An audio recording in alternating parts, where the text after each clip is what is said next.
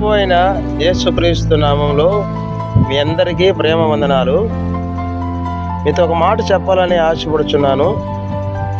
యేసుక్రీస్తు ప్రభువుని నమ్ముకుంటే ఆస్తులు వస్తాయని, అంతస్తులు వస్తాయని, అలాగనే ఇంకా ఏదేదో జరుగుతుందని అనుకోవడము చాలా మంచిది కాదు.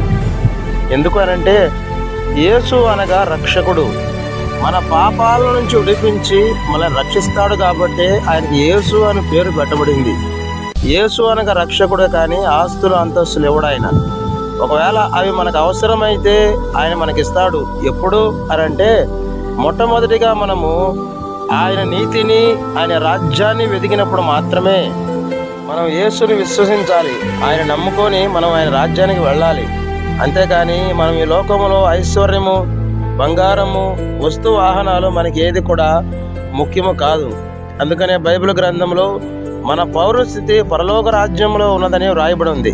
మనం ఈ లోకంలోనికి వచ్చినప్పుడు ఏమీ తీసుకొని రాలేదు, వెళ్ళేటప్పుడు ఏమీ తీసుకొని వెళ్ళలేము అని బైబిల్ గ్రంథం చెప్తుంది. కాబట్టి ప్రభువు చెప్పిన విధముగా మనం ఒకరిని ఒకరు ప్రేమించి ఆయన రాజ్యానికి చేరువవుదాం.